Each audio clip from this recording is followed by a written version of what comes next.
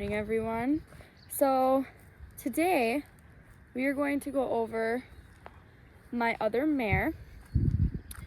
So Lulu is 20 years old. She is a quarter horse with a chestnut coloring, and I have had her for just as long as I've had Bella. And she used to just be a trail riding horse, not much else. But throughout the time that I have had her, I have only ridden her once. And me and Lou kind of have a little bit of a past. I think I've slightly talked about that a little bit in one of my other videos. But Lou here, she had injured me the first and only time that I have ever ridden her. So back in 2021, I was a very, very fresh rider. I didn't ride very much. I didn't really know what I was doing. And so I wasn't very good at horses, let alone riding. So it was a lot to learn, but so one afternoon, me and my aunt, and so we decided we should go on a ride. I rode Lulu, and my sister rode one of my aunt's horses. So, fine, we were just going to go for a quick ride down to the stop sign and back, and that was going to be just our little ride. We just wanted to go for a quick one. We got about halfway down to the stop sign, and Lou got spooked, and she started backing up, and she continued to back up until she backed into a ditch. So she fell backwards and on top of me and continued to roll around on me in the ditch as I was laying there helplessly and trying to kick her off of me.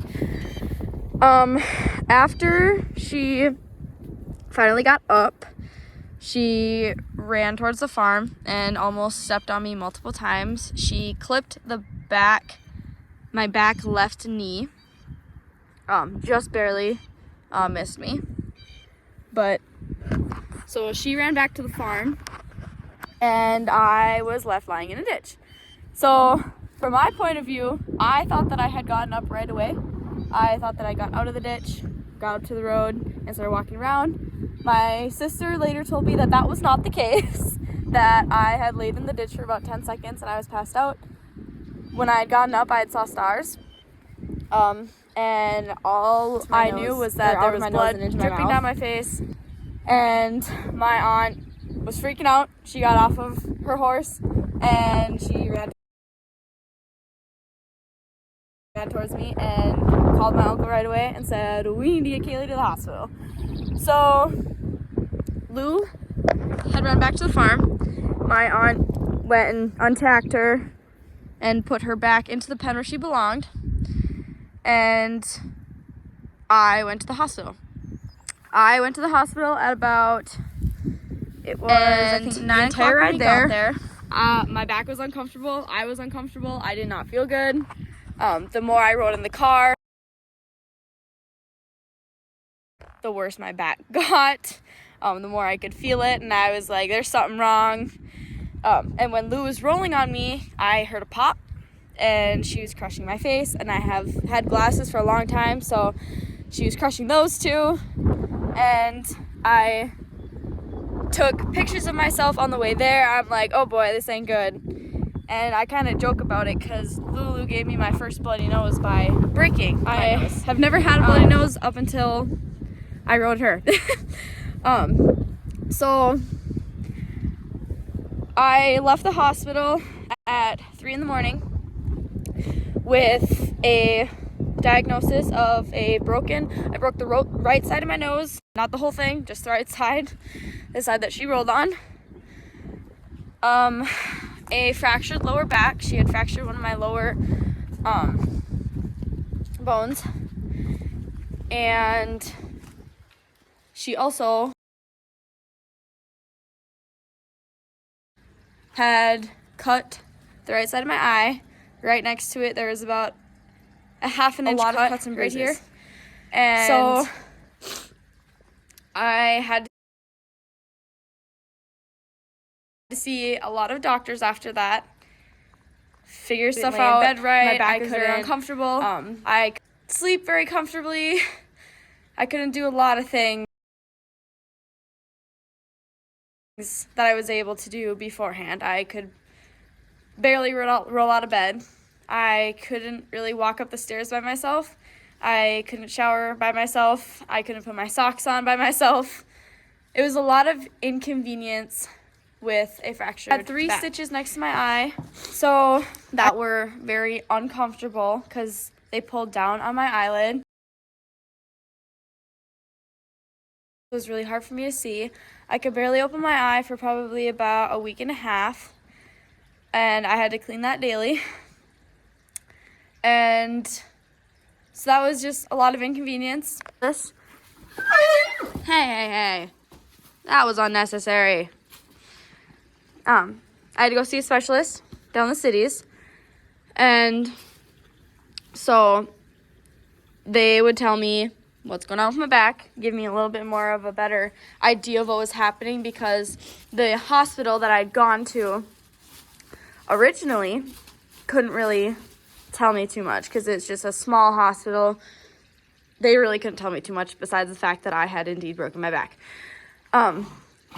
So I went down to the specialist, and they told me that I was healing well, that I wouldn't need a brace, but that I may never be able to ride again.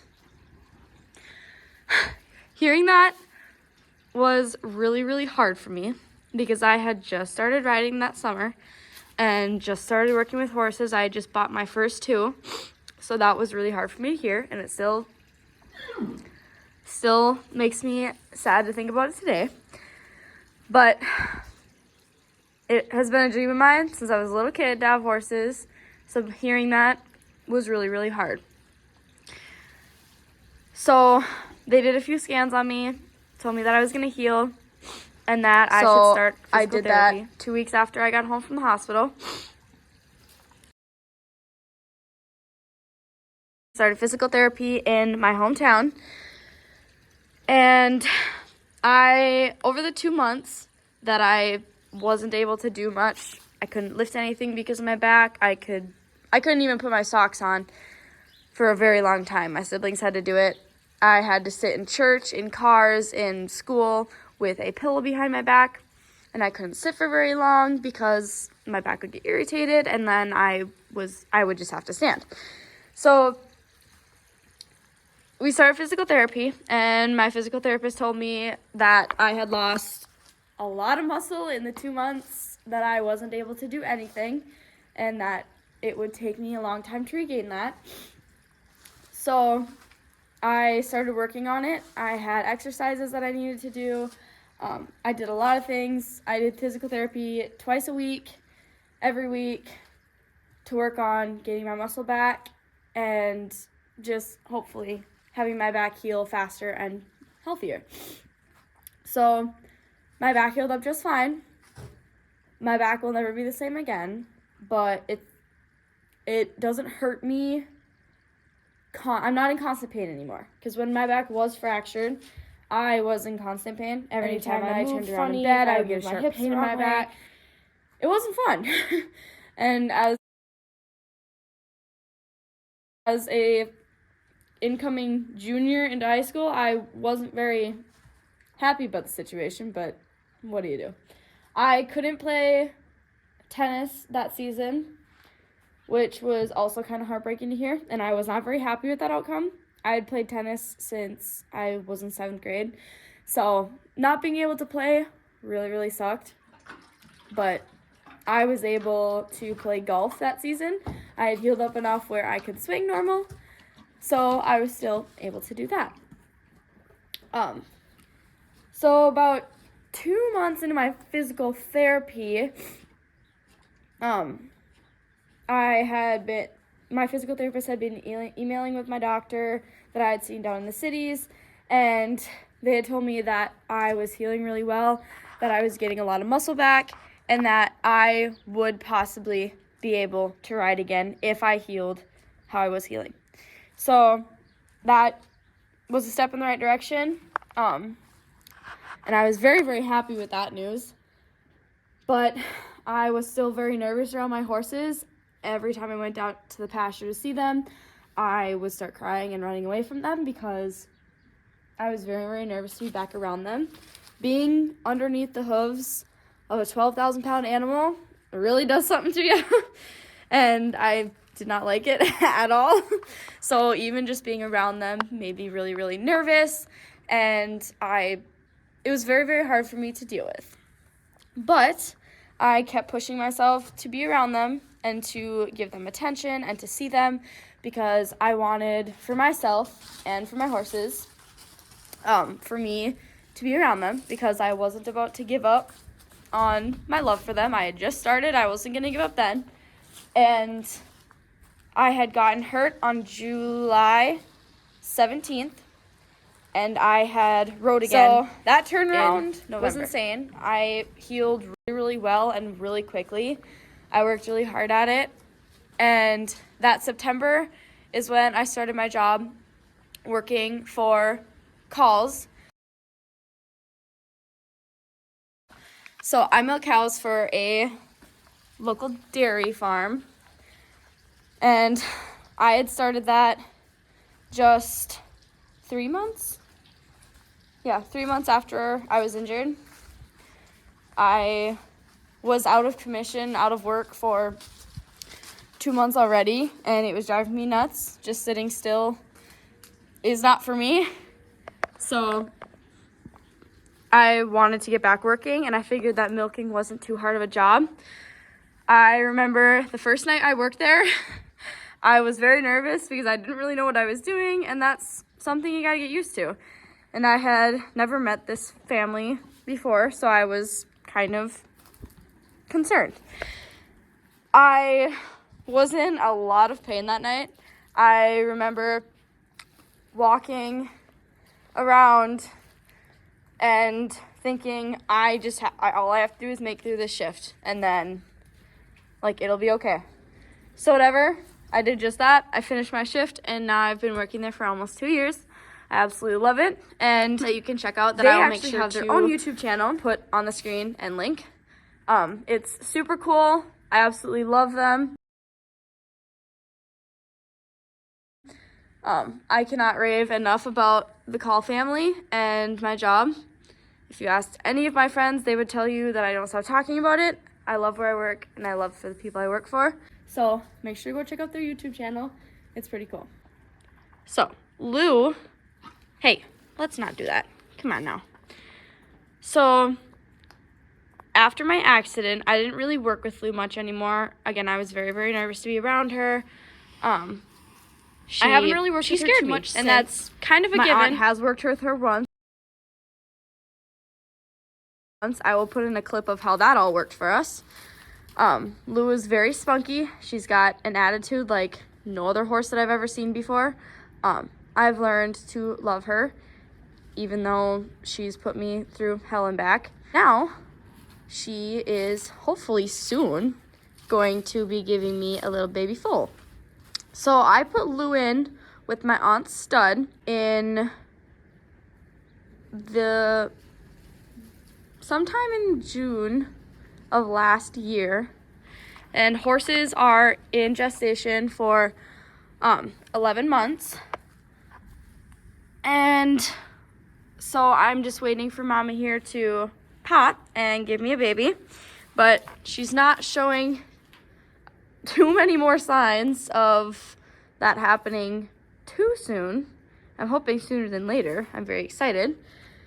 But, so yeah, Lou has the worst hooves out of any horse that I've ever seen. She has very cracked hooves. She gets a lot of hoof conditioner. She has a lot of problems with her hooves. And I think I've talked about that in other videos.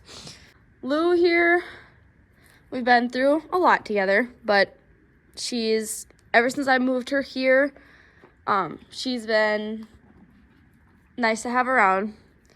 At first I wasn't sure when I moved them here if I was going to keep her once she foaled, but I think now we're just gonna stick it out now that we've done this. Yeah. She's a sweetheart. She's a pain in my butt, but she's a sweetheart. So yeah, I don't know. I don't think there's too much more to talk about Lou. Right, Mom? What else you got? Lou, unlike Bella, hasn't really ever had many issues. I haven't had any problems with, besides her feet, she's fairly normal from what I know. Like I said, she was just a trail horse beforehand. So she's always just kind of been a thick, stocky girl. And even without her baby, she's still fairly round all year long. She is very short. I have never measured any of my horses, so I'll probably have to go through that in a different video later on. But she is my second tallest out of the herd. Bella here is my first, she is my second, and Captain Morgan is my tiny little pony. So she's just a very large girl, that is for sure. She rides really nicely, but she's very nervous when she's out. She leads really well, doesn't mind being haltered. Nothing about that bothers her, but when something doesn't go the way that she wants it to, that is when we start to get issues. So, but yeah, other than that, she loves being pet, loves treats, loves attention, everything about it. So, yeah, that is all about Lou. I hope you guys have a wonderful rest of your day, and we will see you in the next one.